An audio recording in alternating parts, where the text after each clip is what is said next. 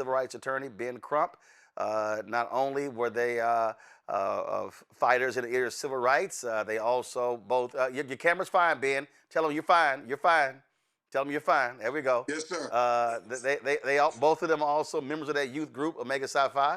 Uh, it's all y'all guys all good. So let me know when y'all have it. So Ben, every time Reverend and I would get together, he would always throw up the hooks. I would always throw the alpha sign. Y'all should have there's a lot of photos. Y'all let me know when y'all have it. We always joked about it. And the Omegas put out a video. We're gonna play it. We're gonna play it on the show as well. Thank you. But just share your thoughts and reflections on the loss of this Titan. It's what you said. He's a Yes, titan. I hear you just fine. How are you? For most of my life and many people who are in that 50-something age range, he was always the standard bearer for civil rights in the United States of America. And on so many of the cases, he was always present. And that was what was incredible for me as a young civil rights lawyer, to see that this man who had climbed the highest heights would come and show up for the least of thee, Roland. And I never forget some of the lessons he taught me. I remember we working on a hard case, and Reverend Jackson said, you know, Attorney Crump, he said, Hi, I want you to remember, you don't drown because the water is deep. You drown because you stop kicking. He said, Ben, don't ever stop kicking, whatever you do. And I never forgot that. Even when we're in tough situations now, I think about we just got to keep kicking.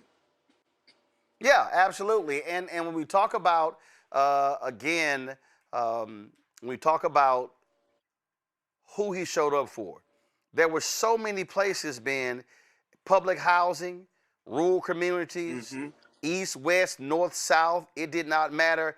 You never knew when Reverend Jackson would pop up to bring the cameras with him to put a light on a critical issue impacting not just black folk, but poor folks, working folks. Yes. He was dealing with way before a bunch of these white politicians. He was in Iowa with farmers. He was with white broke folks and with Willie Nelson in Appalachia in West Virginia. Yeah. And Roland, I just won this Emmy Award for doing this documentary called How to Sue the Klan. And when we're doing the research on these 5 black women that were shot by the Ku Klux Klan in 1982 in Chattanooga, Tennessee, who do we see on the newsreel that came to stand with those black women? It was Reverend Jesse Jackson. I didn't see any other national civil rights leaders or anybody else, but Reverend Jackson came. He always was showing up, and I think that has influenced many of us. I know you always show up, Roland. People like Reverend Al, I mean, Jesse Jackson was that example for us. And I just think about all the wisdom he imparted. Another thing he said, Roland, he said, and you know, making the arguments for diversity, equity, and inclusion, he said the argument they would always put forth against blacks and Hispanic baseball players integrating Major League Baseball before Jackie Robinson broke the color barrier, he said they would say if we let them play, it would bring down the quality of baseball in major leagues. And Reverend Jackson said, we didn't know how good baseball could be until we let everybody play. And he would follow that up. We don't know how good America can be until we get everybody a seat at the table. That was Jesse Jackson, along with Keep Hope Alive and I Am Somebody. Absolutely. So he inspired so many, and I can tell you, Ben, there were numerous people, lawyers, activists, folk who called upon Reverend. His phone was always ringing. Can you come here? Can you come there? He spent a lot of time away from his family, but this is who he was. I mean, this was the life he committed himself. And in fact, anybody who reads Barbara Reynolds' book on him and other books, I mean, he often, just like Dr. King, checked himself into hospitals because he worked himself to exhaustion. And here he was in the hospital, exhausted, still working. And that's just simply who he was at all times.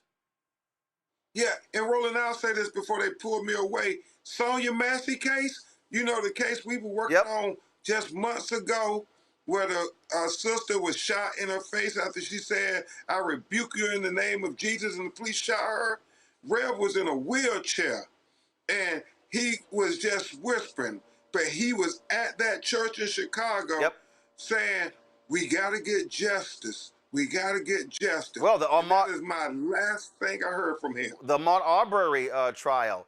That was a march, Yeah, and you yeah, were there. Barbara Arwine was there. We're going to talk to her in a second. And we got the video. Reverend, they wanted him to stay in the car. Reverend yeah, insisted on getting out. It was difficult yep, for him to walk. This is the video right here. We were live streaming this march. It was difficult for him to walk, but he refused to sit in the SUV and roll the window down and wave. No, he said, I have to march, battling Parkinson's. It was very hard. Sometimes he would stumble, but he made it clear that he was there standing on behalf and with the Ahmaud Arbery family. yep. And I choose to remember those good things, Roland. And I'll say this, my alpha brother, he wasn't just the epitome of an Omega man. He was a giant of a man in any circle that he was in.